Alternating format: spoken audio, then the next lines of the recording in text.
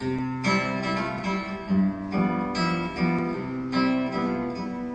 along. Come, let us sing.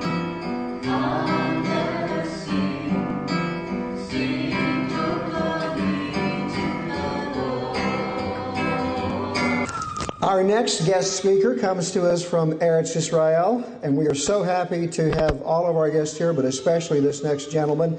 If you are, any of you know anything about Israel National Radio, you know that our next guest is a prime mover of that operation. He and I actually have something kind of in common. I used to be what we call a program director here in this country, and so I know what his duties are, and I know what kind of job he's against. And of course, he's got a wonderful. He and his all of his fellow broadcasters, of which his wife Malka is one, do an amazing job. I listen to this radio station. Thank God for the internet. I listen to it every day. I know many of you do. It's like mainlining spiritual Israel into your veins and your ears every day. And I can't tell you how much we appreciate what you folks are doing there at Beit El. And he's a wonderful speaker. And if you've got any lullness from lunch, this man is going to wake you up. Yishai Fleisher. Well, I cannot tell you what a pleasure it is to be with you today. I mean it. I just changed my schedule around in my trip to America to coincide with this conference because it was important for me to be here. And the reason it's important for me to be here is because I believe in this movement.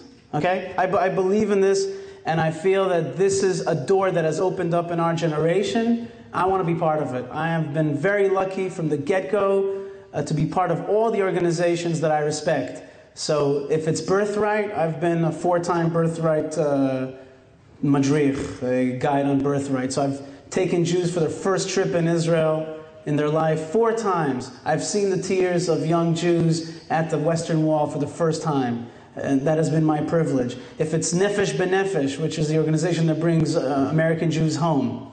When I say home, I mean to Eretz Israel. I've been on a flight. I'm going to be on a flight again with immigrants coming home. For me, it's the greatest thing. Just to touch redemption, to be part of what's going on now. It's awesome. And I've also been part of a political movement in Israel called Manhigut Yehudit, Moshe Feiglin. They're trying to bring a different spirit to Israel. Are they super successful? Maybe not yet, but we're part of that. And I feel just lucky to touch all those different movements. And what's given me the opportunity to touch those movements is the advent of the media, being a radio personality, and really just loving Israel and getting to do that full time. So I want to first thank Ray and Jim and everybody else that I've met here. First thing, Ray for setting up this conference and getting it all done. And I've met so many people here that I would characterize. Some people would say I've met fans or listeners. I reject that. I don't have any fans. I have a show called Yishai and Friends. And the reason I call it that is because the people who listen to me and like what I say are my friends. And I have an extended friendship family. And I've met a lot of my friends at this conference. And the Lubavitcher Rebbe used to say that he wanted people to get into media. He wanted to get people into radio. And he would say, you don't even know who you're touching. You don't even know. Okay, no numbers tell you how many people are listening. That person was living out there in Iowa or in Oklahoma, somewhere out there, and it's their connection. We call it your connection to Israel, but it's their plug into this bigger thing. So I heed those words, and here at this conference I've gotten a chance to meet my friends and to see the people that we touch. And I want to say that this speech is titled, How Can Israel National Radio Help the No-Hide Movement? If anything, this conference has awoken me to redouble my efforts at Israel National Radio to make it even better. And we'll talk about that towards the end of the speech. Okay. So, I flew into, that was the introductory remarks. Here's the speech. I flew into Fort Lauderdale, Florida. I actually needed to first go to Naples, but the cheaper ticket was to Fort Lauderdale. So we flew into Fort Lauderdale, and we had here's a term I never ever use, time to kill. Don't ever use that term, in my opinion. We had time to live, okay? We had a little time to live in the airport, and there was a store called the Metropolitan Museum of Art store in the Fort Lauderdale Airport, Fort Lauderdale, Hollywood. Is anybody familiar with that store? Yes? Very good. I went into that store, and I realized immediately that it wasn't so much about art, although there was recreations of Degas, the famous statues of the horses and the ballerinas and other art things that you could find at the Met, Van Gogh. I realized that this store was dedicated to the classics, the ancient world. They had refurbished or kind of remade jewelry from ancient times, coins, books about ancient times and the ancient world. And I looked throughout the whole store along with my wife Malka, and I want to tell you what I saw. I saw one thing over and over and over again. Egypt. Egyptology. There was Egypt everywhere. That you want to be buried like the Egyptians? Well, we got the Egyptian staff and all that stuff. You can take it home for $60. You want Egyptian jewelry? You can find it. Egyptian hieroglyphics on papyrus paper? No problem, it's there for you. You want to read about ancient Egypt? Here's a book. Okay, Egypt everywhere. And Egypt has a respectable place in the ancient world. But let's recall what Egypt is. Egypt is the society of enslavement. If you recall, there's this little book called the Bible, which one of the main storylines there is the exodus from this evil culture. The Jewish enslaved society comes out of Egypt, the enslaver, and that's the story of freedom. And therefore, it's no surprise that the Americans who founded this country took that story. And you know that the seal of America, the Great Eagle, was going to be one of the next options, was going to be the splitting of the Red Sea and kind of an American people going through it. Freedom. Freedom. That's the story. Okay? That's simplified, but that's what it's all about. But here at the Metropolitan Museum of Art store in Fort Lauderdale, Florida, everything is dedicated towards Egypt. There's Egypt everywhere. Let me remind you one more thing about Egypt. Egypt is the society that was so materialistic that they literally believed that you do take it with you when you die. You take it with you. So therefore, we're going to pack gold and we're going to pack food right next to your burial plot so that we make sure that you take it with you. Okay? That's a sick society. Okay, and even today, you know, the most materialistic and hedonistic of societies don't think that you take it with you. But they thought so, okay?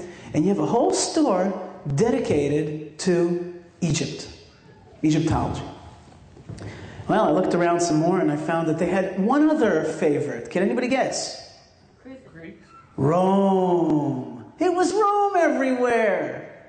Remember Rome? Rome were the people that, when there was a temple to God in Jerusalem, came, destroyed it, did all kinds of lascivious things first to try to, you know, stick in their God first thing into our temple, then destroyed it. Then, in a fact that is known to archaeologists and people who are students of that era, took the money of the destroyed temple and built the Colosseum. The Colosseum in Rome. Now, the day the Colosseum was dedicated, there was some 5,000 animals murdered, killed, or slaughtered in their, you know, bestial ways, and people too were murdered on that day in blood sports.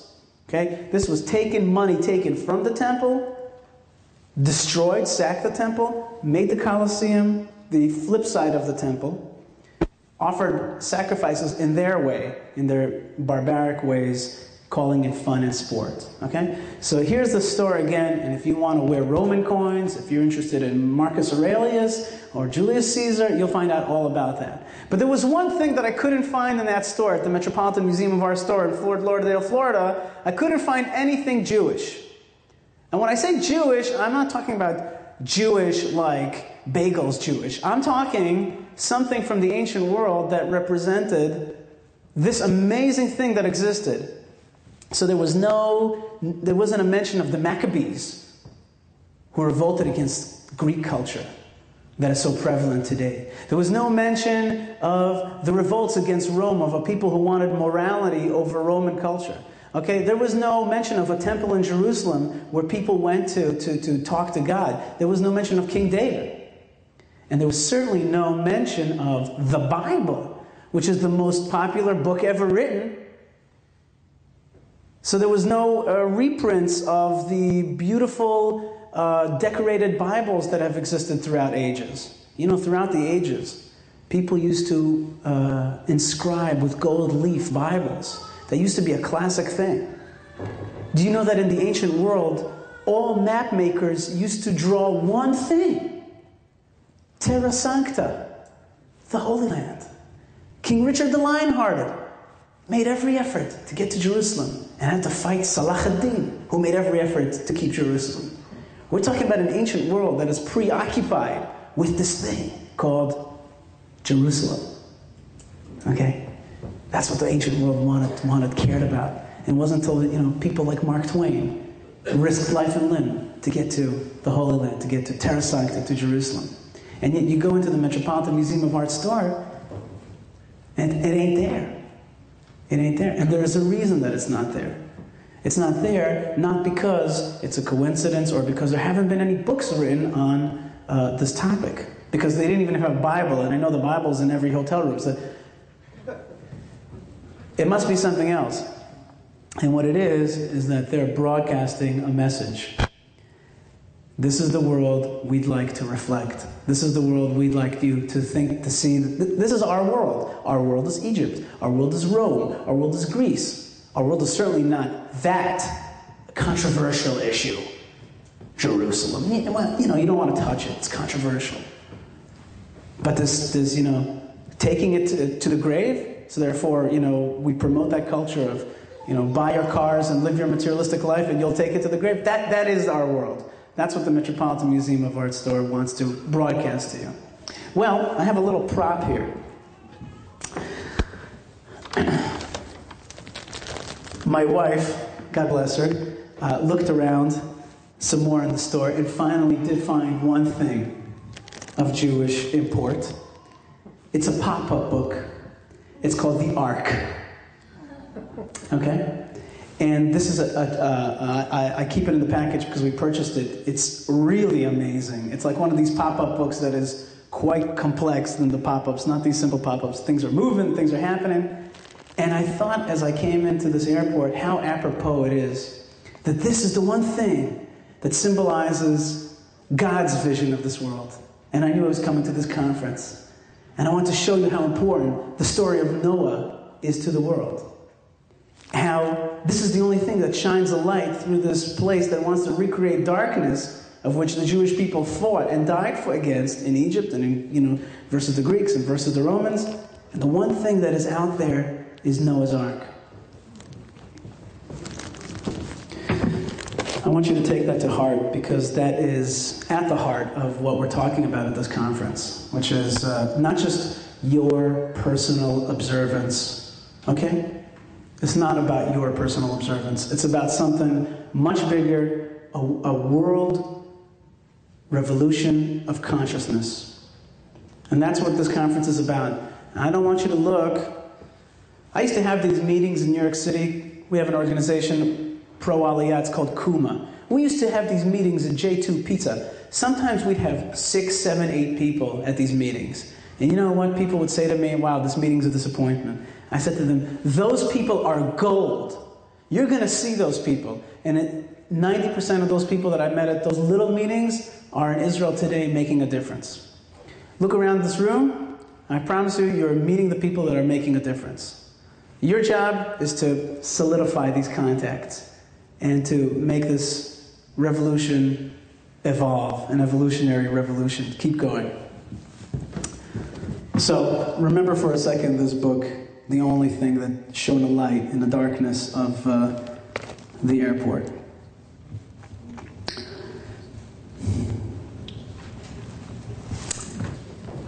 Why is this awakening that we are privy to in this room happening right now? What is the cause of it?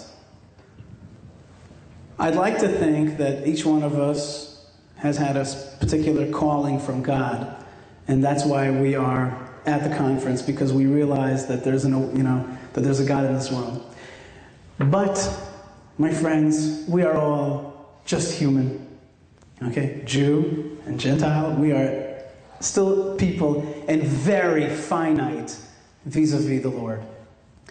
He has done something, he, capital H, has done something in the past 60 years which has never happened before. And that is why we are here in this room, in my opinion. And that is that he has started bringing the Jewish people back home to the land of Israel. Now, how does that connect to you? It does very much, in my opinion. You see, for 2,000 years, the Jewish people have been amongst the lands, the foreign lands, not the homeland. They've been tucked away in the lands of the Gentiles. And the Gentiles say to the Jews, while they're in their lands, they say something like this: I don't want to hear it. I don't want to hear what you've got to say to me, because you're on my land now. You're in exile now. So you're going to listen to me. You've got forefathers. I got forefathers. In this case, I got George Washington, Madison, Franklin, Adams. We know them. We've got a constitution. You got a Torah? Great. We got a constitution.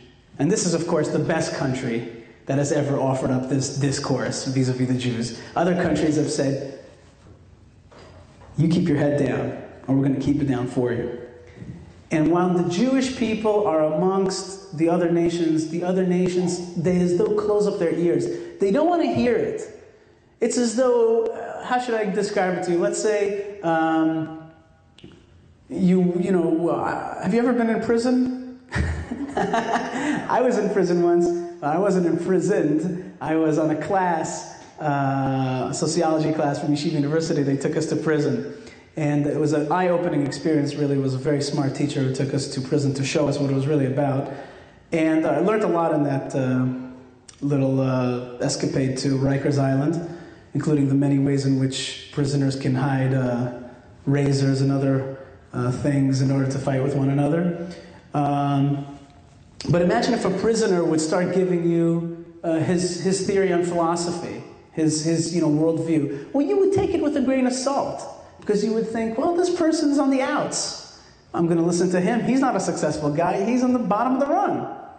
And when the Jewish people are dispersed, it's as though people say, I'm not interested in your Torah. You've got nothing to teach me. You're clearly on the outs. And that's, by the way, what Christianity actually said. They said the Jews are on the outs, and the only reason they exist is in order to see us succeed. Right? Doctrine of the witness. That's the idea. So when God decides, after 2,000 years, that he is going to bring the Jewish people back home, and it does start to happen, and miracles start to take place, I'm talking about massive miracles. The wars. I'm not going to go through it because I know you know it.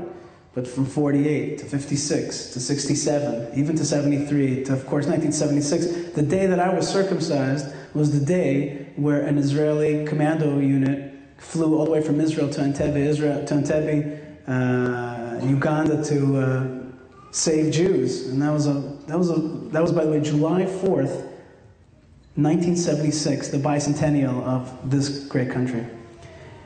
And when God brings the Jewish people back home and he shows them these miracles, the rest of the world also sees these miracles. And what we call today the evangelical movement, which is so friendly to Israel, where does it come from? Why are they so friendly to Israel? Because there is an Israel.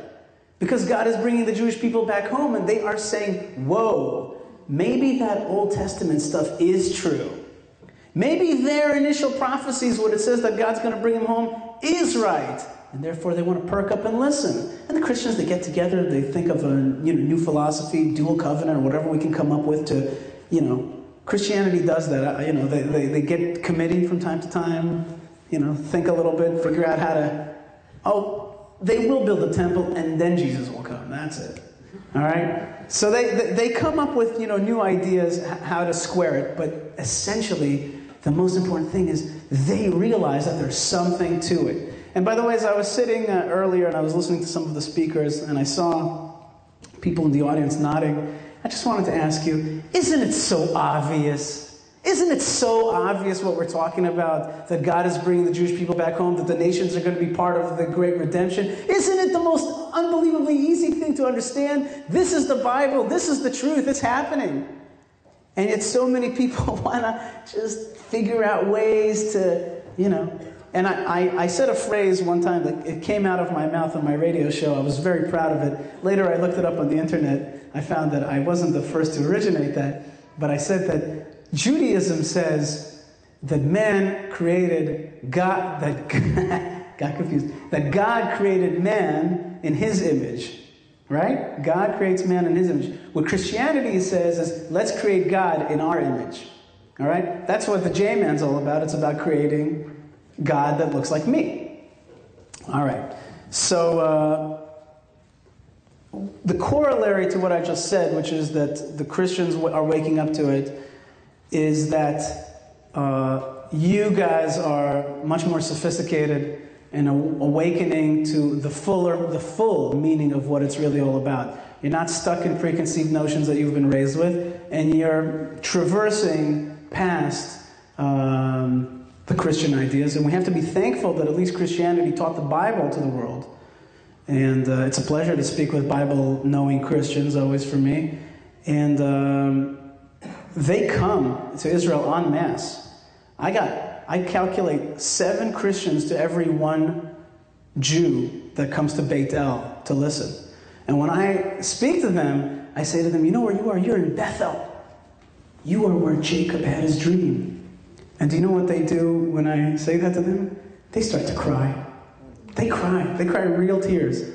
And I say to the Jews, I say, you know where you are? You're in Bethel. This is where Jacob had his dream. They go, mm-hmm. Yep. Okay. And I say to them, do you know that when the Christians come here, they cry? They cry.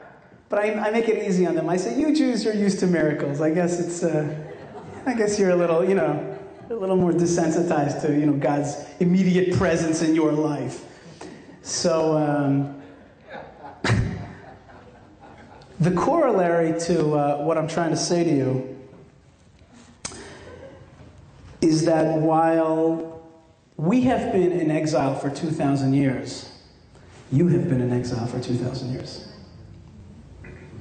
What I mean by that is,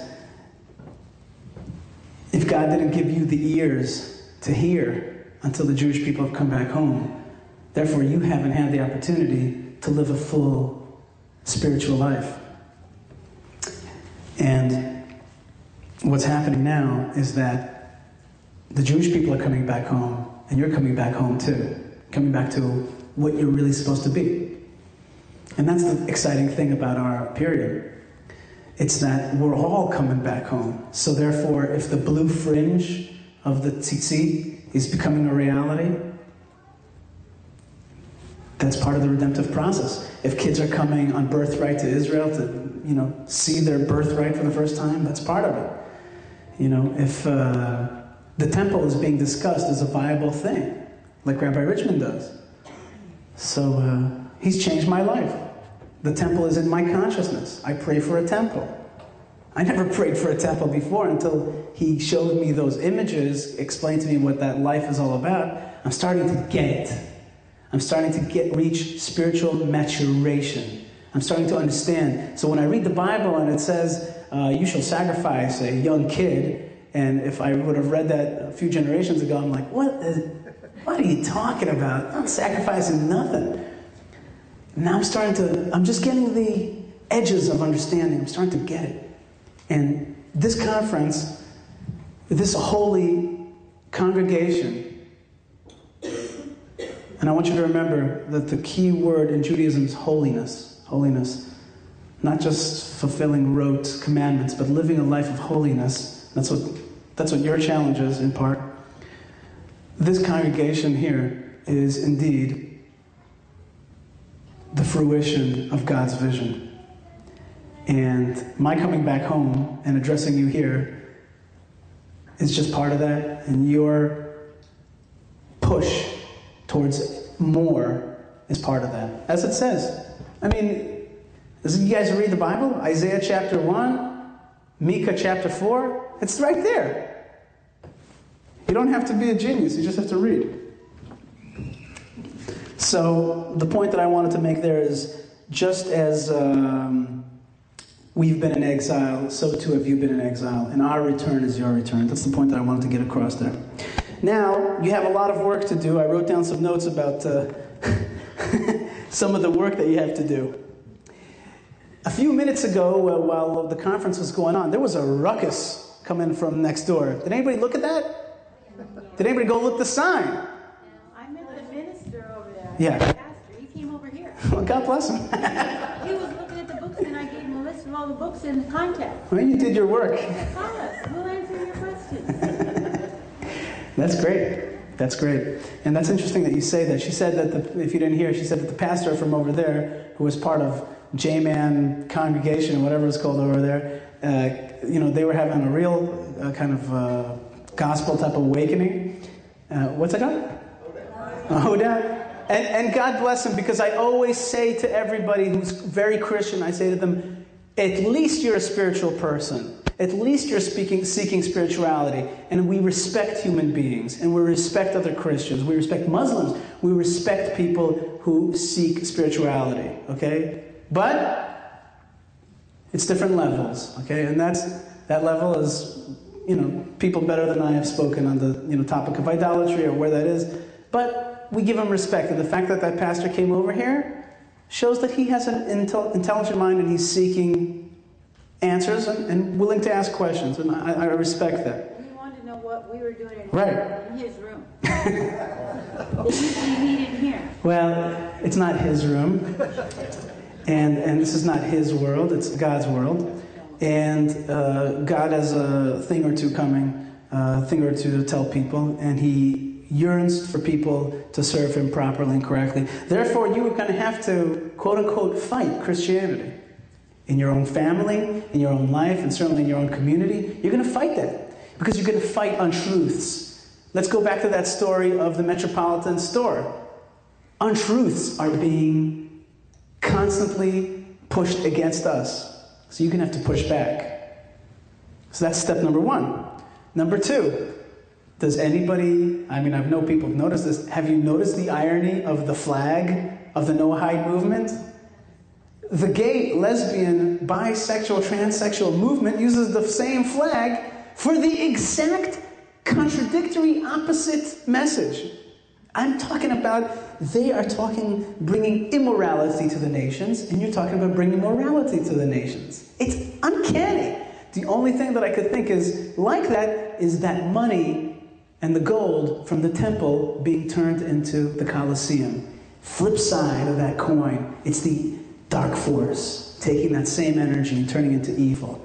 They took our beautiful rainbow. And I got to tell you something. I do not lie when I stand before you and say that when I was driving here today from West Palm Beach, Florida to Fort Lauderdale, there was a big, beautiful rainbow on exit 33 on Route 95. And I said, God up in heaven has done this on purpose to show you that he's with you, the Rainbow Covenant. And you're going to have to fight that. You're going to have to fight those people, because they are fighting not only to take people's minds, but to take over this country. It's happening. So you have a big fight on your hands. So fight number two is, the liberal, I don't like the word liberalism. That's, by the way, a trick. That we are all liberals because we believe in liberties. That's where that word comes from. So they took away that word. I don't feel like giving them the word, we believe in liberty. Remember, we're the Exodus people. Okay? So don't take that word away from me. So, but we know what we mean. We have to fight liberalism and homosexualism and sexual lasciviousness. And then number three, here's the beauty. I've heard this mentioned in the conference a few times. You're going to have to fight the rabbis. And when I say fight the rabbis, I use it not in the same meaning that I used fight Christianity and fight liberalism. It's more like fighting your kids to get more out of them. Let me give you an analogy from computers. Most of you, I hope, understand computers. Maybe some of you don't. Ask a neighbor. Somebody sent you a zip file. Okay? A zip file has come in on your email. And there's that zip file, you put it now on your desktop. All the information is there. But nothing's happened until you extract that file. Okay? So if you don't right-click that zip file and say, extract all files, that thing is worthless to you. The Torah contains all this knowledge that you are seeking. It contains it. It's been in zip format for 2,000 years. It's got cobwebs on it. Okay? So you got to clear out the cobwebs. Then you got to right-click it, extract all files, and that's a process. You got to say, Rabbi Richmond, extract those files for me. I want an answer. I want answers. I demand more. And some people don't, some rabbis don't even know that the files are even on the desktop. They think it's some kind of junk. You got to say, no. You see this? This is real, and I'm real. I'm a person. I'm a person. I'm real, Rabbi. I'm standing in front of you, and I want more. So if you don't know the answer, I respect that. Can you please go find out? So that's a big burden, because you guys are Gentiles. You come into the rabbi, you have to have chutzpah, as I heard this said before. It's not easy. So therefore, I just outlined to you that you have to fight Christianity, fight liberalism, fight the rabbis. You have to demand more, unzip the file. And that sounds like a pretty heavy burden to me. And therefore, I also want to give you a very important piece of advice. And I'm telling this to you from the bottom of my heart. A very important piece of advice. All those things that I just said are true, but never forget to be joyful, happy, light, smile at life. Don't wake up in the morning and say, what a burden it is to be a Gentile. Okay. You know, they said, I don't remember who said it, but there was a rabbi who said that one of the worst things that ever happened was that Jews said it's hard to be a Jew. You don't wake up in the morning in Beit El Israel knowing that 1 billion Muslims want to destroy you and that your own government is out against you. You don't wake up in the morning saying, "Ay, being Jewish is hard." If you wake up like that, you've lost. Move to Brooklyn, okay? It's just not going to work. You want to make it work? You got to get up in the morning and say, God Almighty, Kodesh Baruch Hu, thank you so much for my life. Thank you for my wife. Thank you for my caravan and my dog. Thank you for putting me on this hilltop. I cannot be happier than to thank you for living in the land of Israel. And when you put on your tefillin, you say, whoo! When I put on my tefillin, sometimes I give the end strap to my daughter to chew on. And when that happens, I say to myself, I'm a lucky guy.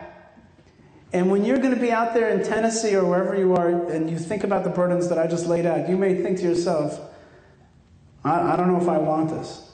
Remember how lucky you are to serve God. And serving God must be done in joy. Joy is the gateway towards prophecy. Joy is the gateway towards true service of God. So in all these things, I want you to, when you see one another, embrace one another.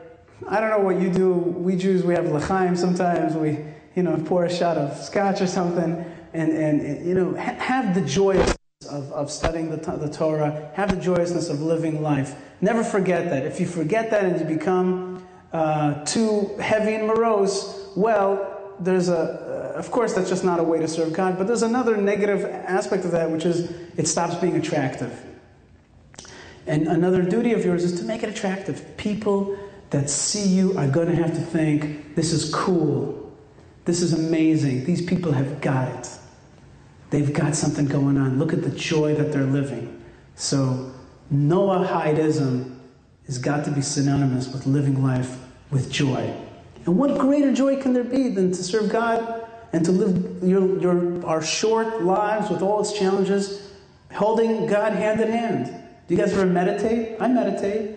And sometimes I meditate about just holding God's hand. And it gives me tremendous peace and nachas, as we say, comfort. Just the thought that I'm living life with God, that is just the most comforting thing. It's much better than trying to bring the gold and the bananas to my grave that I'm not going to take on. Okay? It's much more meaningful than that. So, I've made 3 points so far that I think are important. I just want to repeat them. One is the Metropolitan... How much time do I have left, Jim? How are we doing? All right.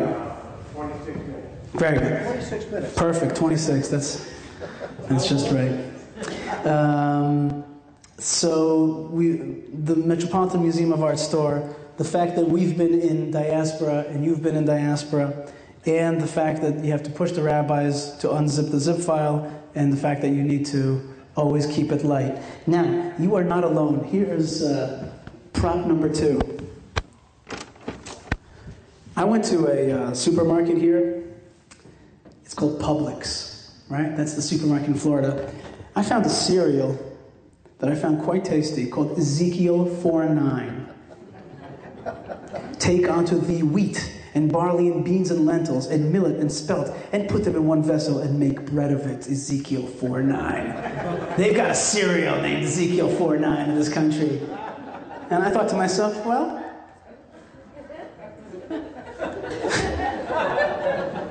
this awakening is not far off. It's happening. I was proud. I picked this up. And it tasted good too. Skittles. I'm proud of this. I'm proud of this. I want to take this back to Israel. And I want to show people this. And I want to show them they are proud of the biblical heritage. Don't forget, we also have a bear called Hebrew. Hebrew, that's right. All right. This is pride in the Bible, the greatest book ever sold. They should sell this at the Metropolitan Museum of Art store. This is pride. And I was proud, really, I was proud. And it was right, because this is of the human heritage, the great prophets of mankind. This is something to be proud of. So, as you can see, you're not really alone, and there's a tremendous thirst out there in America. I want to tell you something. I believe in America. I know it's got problems, but I think this is a country that has an open mind and has a good heart. Really one of the best hearts that the nations have ever produced, and you're lucky to live in this country. I'm not going to live here because I'm Jewish, and I'm excited about building my country, Israel. And I can't wait to see you in the Festival of Booths. And when I get to be prime minister one day, then we're going to make flights cheap. What's that? We'll import that cereal, that's right. And we're going to make flights cheap during booths. Instead of it being expensive, just like the Muslims have figured it out, that during their Hajj, they sponsor and underwrite the whole thing for millions. We're going to do that because the God of Israel is saying the nations shall come, the Jewish people should come to Jerusalem, and we're going to make it, it's going to be practically free. All right? So you wait for that.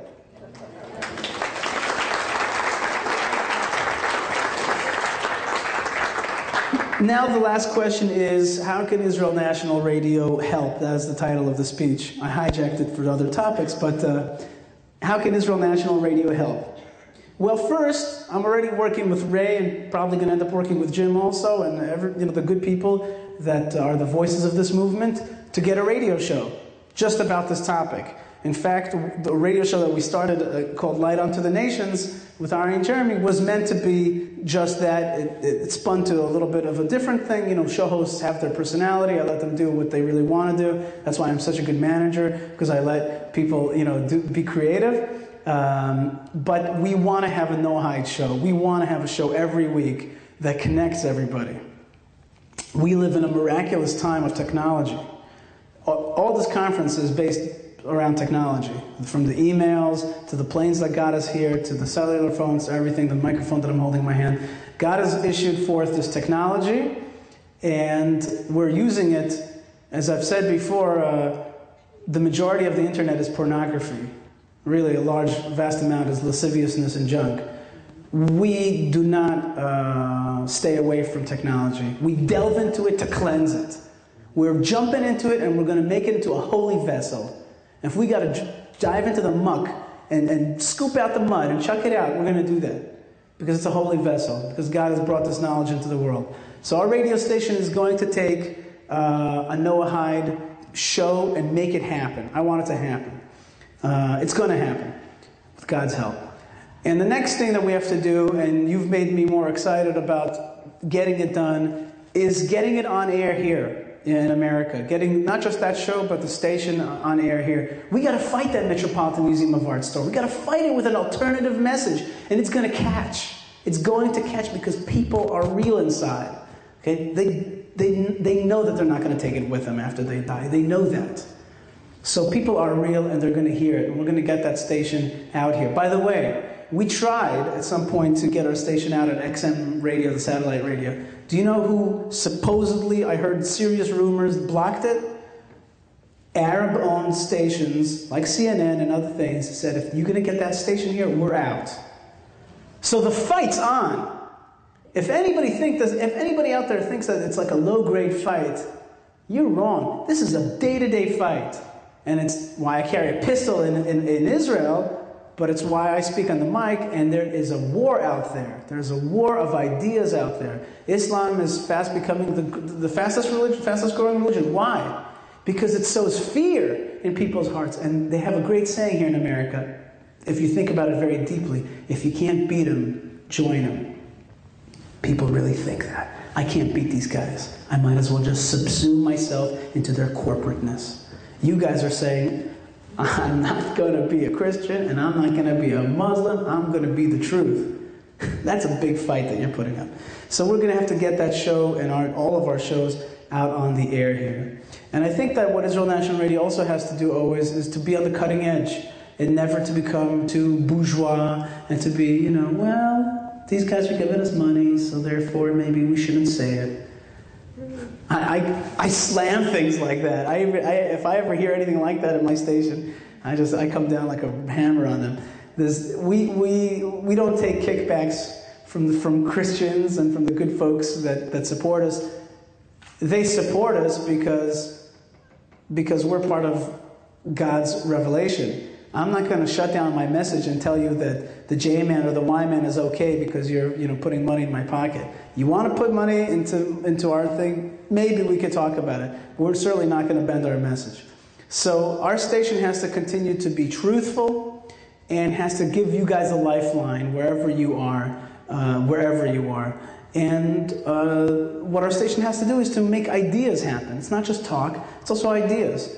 And I'm proud to say that it was kind of my sense that there were a lot of Gentiles listening to us, and therefore we have to start not changing our words, but stop talking in Hebrewish, So if I wanted, I could make this whole speech in half Hebrew, half English. Okay? But I realize that there are people out there who are listening and they want to hear it, they have a heart to hear it, but they don't have the Jewish lingo that I've been carrying around for 2,000 years. So we have to start talking in English, start not tailoring the message, but making it understandable to you out there. And so we have to keep doing that without any fear. No fear is the motto of our station. And that's what we've been doing, and I feel great success. And I got to tell you that you're giving me a lot of heart, a lot of heart. And I want to conclude my statements here with one last thing, something that I came up with. I'm very happy about. My favorite commandment, which has been bandied around here, is the tzitzit. I feel like it's one of the great things, really, because it's just a uniform of godliness. It's something so different. It's something so weird. And the weirder it is, the more godly it is. That's what I'm always saying. So I'm walking around with my four-cornered garment, and I realize something. The four-cornered garment has 3 different levels. The first level is keep away from sexual impurity. Remember the commandments. That's the initial impetus of the four-cornered garments, right? The initial impetus is see them and remember that you're Jewish, that you got to stay clean.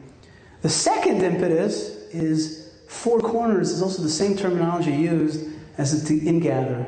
He will ingather us from the 4 corners of the world. So the tzitzit and the blue and white, the flag of Israel, is about ingathering. It's about bringing the Jewish people home together. And the third one is about the Gentiles who will latch onto the tzitzit and say, take me with you. I want to get closer to God. 3 levels. 1, be the Jew. Be pure. Be straight. Level 2, ingather. Come back to the land of Israel. Level 3, outreach. Touch the hearts of the Gentiles. They will want to grab onto you. Let that revolution happen. Be part of that. Be willing to teach. Be willing to love the peoples of this world. And that's exactly what our station does, and that's what I'm trying to do, and I want to thank you very much.